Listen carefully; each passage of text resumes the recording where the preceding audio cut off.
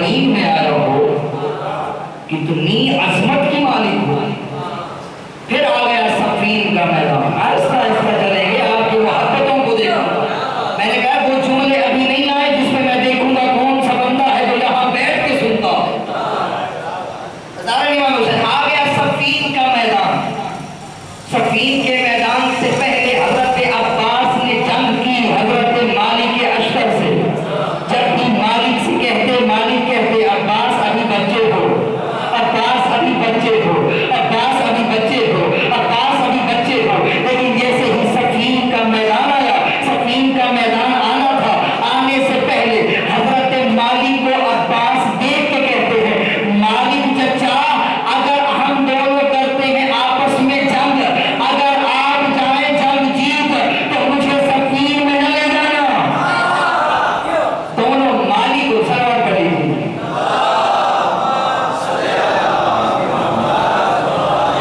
میں تو کہتا ہوں ایک ایک قدم جو ہے وہ آگے آ جائے تاکہ جو ہے بعد میں جو جملے آنے والے ہیں میں دیکھوں گا کہ کوئی بندہ ایسا نہ ہو۔ میں آپ کے امام کو چیک کروں گا، سلام پڑھتے جائیں۔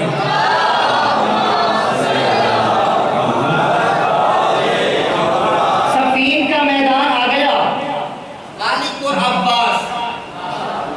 اب کون ہے جی؟ حضرت مالک اور حضرت عباس۔ حضرت عباس اور مالک کی جیسے ہی لڑائی شروع ہوئی، ادھر سے حضرت عباس نے 2 حملوں کے بعد صفین جو ہے مالک کی گردن پہ تلوار کو رکھا۔ اب مالک دیکھ کے کہتے ہیں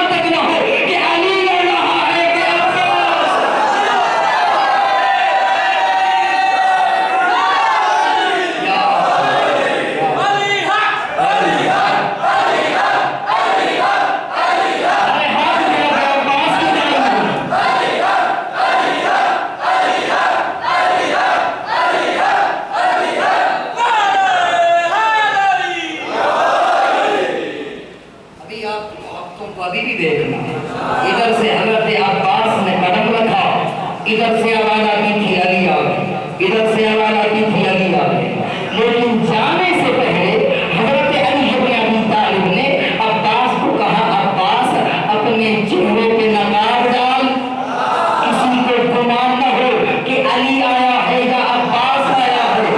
ادھر سے چہرے پہ نقاب آیا، حضرت عباس نے قدم رکھا اور پھر تلوار سے بات کرتے ہوئے کہا سن کسی کی نہ سن، ایک ہی دھن میں ہی تم چن چن کے مگر اور سر کاٹ دے، سن کسی کی نہ سن، ایک ہی دھن ہی میں چن چن کے مگر اور سر کاٹ دے، سنسناتی ہوئی سب سروں سے گزر، وار سینے پہ کر اور جگر، نوک نیزہ پہ نوک سے روک لے وقت کی گردشیں، وجود و شام و سحر کاٹ دے، آج کوئی بھی پر بچھائے اگر تو رعایت نہ کر اس کے پر۔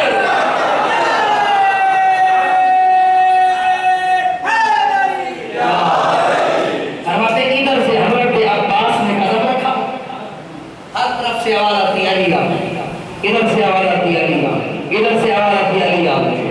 ابھی علی کی پلک میں دھمکی تھی کہ آخری ظالم کا سر علی کے قدموں میں تھا، ادھر ظالموں نے نیزوں پہ قرآن اٹھا لیا تھا، اور پھر کس انداز سے وہ گئے وہ میں بتانا نہیں چاہتا، کیونکہ ہم کسی اور کا تعارف کرا نہیں سکتے، ہمارے فضائل پہلے ختم ہو تو ہم کسی کے شروع۔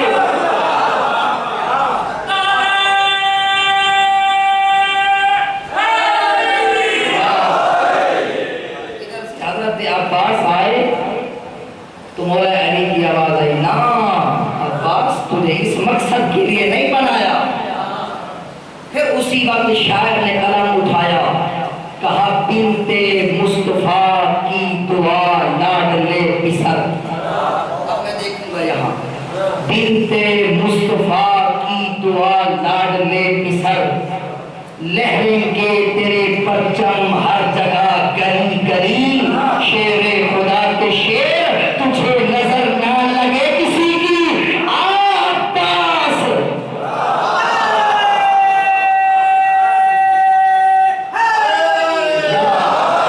شیر خدا کے شیر تجھے نظر نہ لگے کسی کی، تم نے تو دشمنوں کو بھی کرا دی علی علی علی،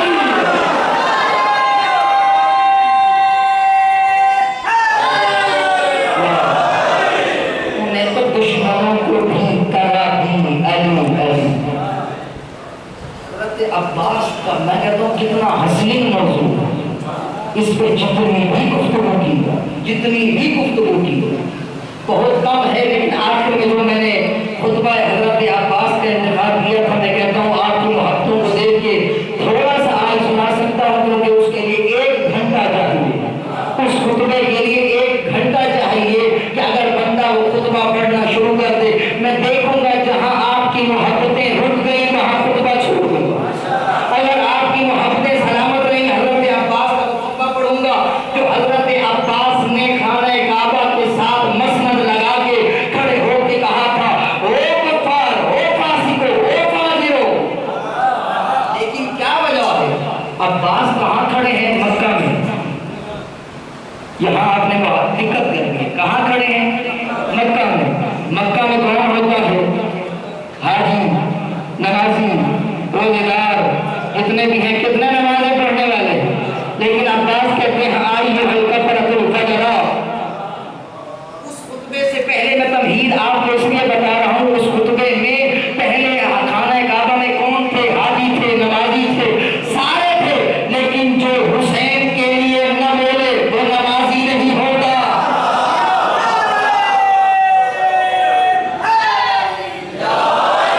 حضرت عباس نے ایک کلیہ بتا دیا، جتنے بھی آج بیٹھے ہیں 40 پہ نکلے تھے، اپنے آپ کو مظلوم کی حمایت کے لیے نکالا تھا، یہ حضرت عباس کی سنت تھی، جتنے بھی خطیبوں نے خطاب کیا، جتنے بھی حسینیوں نے گھر سے باہر نکل کے حسین مولا کے لیے احتجاج کیا، وہ جلوس میں شامل ہوئے، ماتم کر کے بتایا عباس مولا ہم آپ کے ساتھ ہیں، ان کے ساتھ نہیں، جو حاجی تھے مگر تھے چپ۔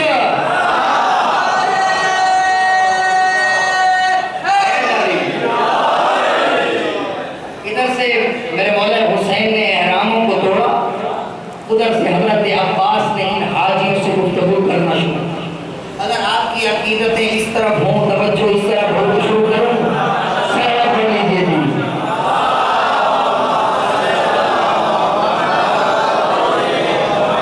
ادھر سے حضرت عباس نے جیسے ہی اپنی زبان کو معطر کرنا شروع کیا، حضرت عباس نے کہا الحمدللہ الذی شرف هذا بیت اللہ لقدوم ابیہ من کان بالامس بیتا اصبح قبلہ ایھا القمرۃ الفجر اتصدون طریق البیت لامام البررہ من هو احق به من سائر البریہ من هو ادنى به لولا حکم اللہ جلیہ باسرارہ الالدیہ باختبارہ البریہ لطال البیت قبل ان یمشی لدیہ قد استلم الناس الحجر والحجر یستلم لدیہ والحجر یستلم لدیہ فرمایا کہ والحجر یستلم لدیہ قبل ان یمشی لدیہ قد استلم الناس الحجر فرمایا اتخففون قوم یلعب بالموت فی الطفولیہ فکیف کان فی الرجولیہ حیات فانظروا ثم انظروا ممن صاحب الخمر بلکم ممن صاحب الخمر بالمیسر وممن صاحب الحوض بالکیسر.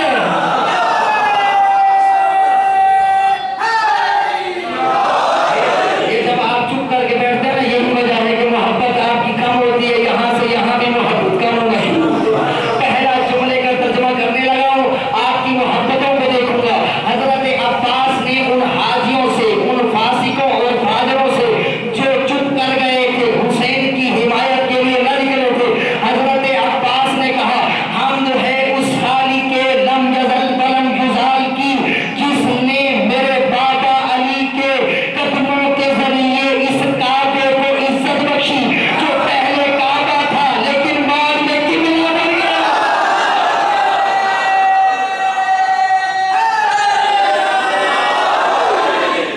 او فاسقوں او فاجروں، کعبہ اسے علی کہتے ہیں. جو ہو مربوط کعبہ اسے علی کہتے ہیں. جو ہو نبی کا خوب کے بازو اسے علی کہتے ہیں. جو ہو تحریک رسالت کے دست پنجہ اسے رحمت حق کا ولی کہتے ہیں. فرمایا کہ حمد ہے اس خالق لم یزل ولم یزال کی. کون کہہ رہے ہیں؟ حضرت عباس. حضرت عباس نے ان حاجیوں سے متوجہ ہو کے کہا ایھا الکفرۃ الفجر، او کافرو فاجرو، تمہیں کیا پتا یہ حسین کون ہے؟ جس کی وجہ سے نیکی ملے اسے حسین کہتے ہیں. نیکیوں کا سربراہ حسین ہے. کیوں؟ دلیل دے دیں. ہم لوگ دلیلوں کے عادی ہیں، ہمیں دلیل نہ ملے تو بعد میں باتیں کرتے ہیں. میں کہتا ہوں کوئی بندہ ایسا نہ اٹھے جو بعد میں زبان کھولے. جتنی بھی زبانیں کھول لی عباس کے لیے کھولے. ادھر سے حضرت عباس نے کہا کہ لوگوں سنو، حسین وہ ہے کہ اگر نام لے تب بھی عبادت، اگر سوچو تب بھی عبادت. تعارف کرانے والا عبد الفضل، عبد الصالح، تعارف جس کا کرایا جا رہا ہے وہ حسین ابن علی ہے. فرمایا کہ یہ وہ حسین ہے کہ جس کے بغیر رسول سر نہیں اٹھاتا.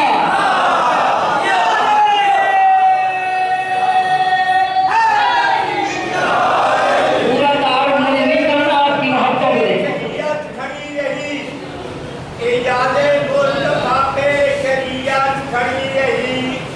دروازہ بطول پر رحمت کھڑی رہی. اس کے نبی پہ آ کر بیٹھے حسین، بیٹھے رہے حسین، عبادت کھڑی. یہاں دیکھیں،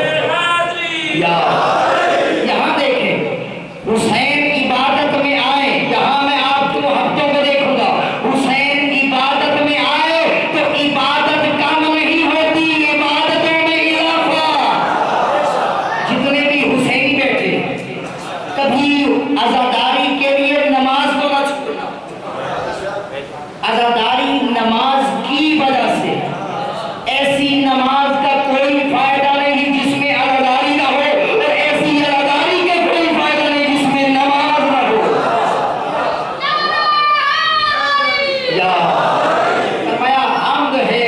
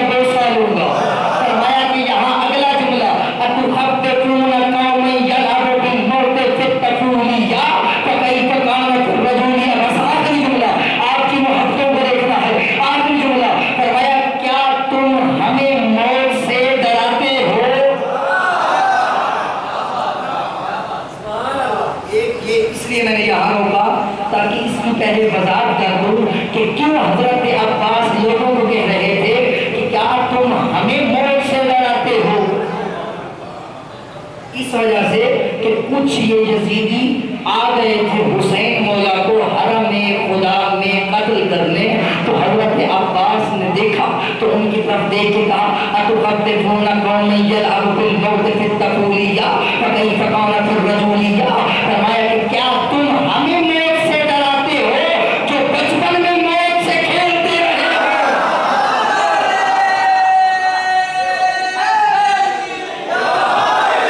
فرمایا کیسے ممکن ہے، بچپن میں مقابلہ کر نہیں سکتے تھے، اب تو یہ جوان ہو گئے ہیں۔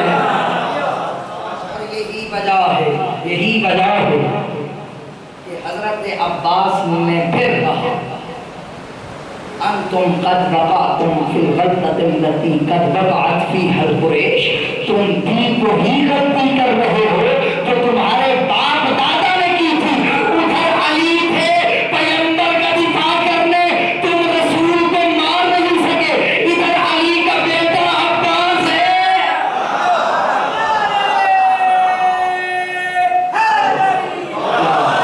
پھر حضرت عباس نے کہا تعالوا اخبرکم، آؤ نا میں تمہیں بتاتا ہوں سبیلہ فی قتل الحسین، میں تمہیں بتاتا ہوں کہ کیسے حسین ابن علی کو قتل کرنا ہے۔ حضرت عباس نے کہا آؤ اضربوا عنقی، تم مجھے مارو پھر غریب کربلا کا، آؤ تیرو تلوارو ٹوٹ پڑو عباس پہ، ہاں عباس کی لاش سے گزر کے پھر حسین کو شہید کر سکتے۔ یہی وجہ ہے کہ 10ویں محرم کی جب رات آئی تھی، شمر نے حضرت عباس کو بلوا کے کہا تھا عباس میں تجھے دین دنیا بھی دیتا ہوں، مال و دولت دیتا ہوں، آ ہماری طرف آ جا، حسین کو چھوڑ دے، وفا کا طے کر دے۔ حضرت عباس کی آواز آئی اگر میں حسین کو چھوڑنا ہوتا تو میں بچپن میں حسین کی حفاظت نہ کرتا۔ شیخ کیا تو چاہتا ہے کہ میں حسین کو چھوڑ دوں؟ تو یہی وجہ ہے کہ آخری لمحے تک کسی لعین کو جرأت نہ تھی کہ حسین کی طرف آنکھ اٹھا کے دیکھتا جب تک عباس موجود تھے۔ اولدار حضرت عباس آخری لمحہ آ گیا، علی اکبر چلے گئے، قاسم کا پامال لاشا پڑا ہوا ہے۔ یہ وہ مولا ہے بڑا باب الحوائد ہے۔ اس سے پہلے ایک واقعہ کر دوں تاکہ ہر بندہ گریہ کر کے جائے، کتنا باب الحوائد۔ چہرے درخشاں کتاب والے لکھتے ہیں کہ ایک مرتبہ ایک باپ، بیٹی اور ماں، یہ 3 لوگ جا رہے ہیں، کس مذہب سے تعلق رکھتے ہیں؟ عیسائیت سے، لیکن جا رہے ہیں 8 محرم کا دن ہے، لوگوں نے علم اٹھائے ہوئے ہیں، اور بیٹی پوچھتی ہے بابا یہ لوگ کیوں اپنا سینہ جو ہے زنی کر رہے ہیں، کیوں زنجیر زنی کر رہے ہیں؟ بابا بتاؤ یہ علم کیوں اٹھائے ہوئے ہیں؟ باپ بتا رہا ہے بیٹی آج 8 محرم کا دن ہے اور یہ دن حضرت ابوالفضل عباس کے ساتھ منسوب ہے، یہ وہ مولا ہے جو کسی کی رد نہیں کرتا، یہ وہ مولا ہے جس کے دربار میں جو بھی آ جائے نا اسے خالی نہیں پلٹاتا۔ تو یہی فضائل حضرت عباس کے بیان کر رہا تھا کہ بیٹی باتیں سنتے سنتے سو گئی اور تھوڑی دیر کے بعد گاڑی میں کیا دیکھتا ہے، بریک نہیں ہے، تو جیسے ہی دیکھا گریہ کرنا شروع کر دیا۔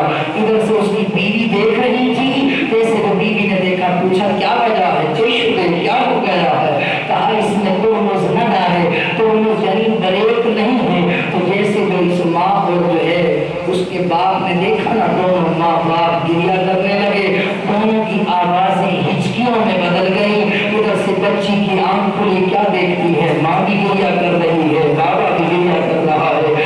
اس کے بابا چشم دے کیا ہو گیا ہے، بابا کیوں گریہ کر رہے ہو؟ کہا بیٹی اس میں بریک نہیں ہے، اب شاید ہماری زندگی کی آخری لمحات چل رہے ہیں۔ جیسے وہ سننا تھا نا، اس بچی نے کہا بابا آپ ابھی بتا رہے تھے کہ یہ وہ ابوالفضل عباس ہے، اگر کوئی بھی اسے بلائے نا یہ مدد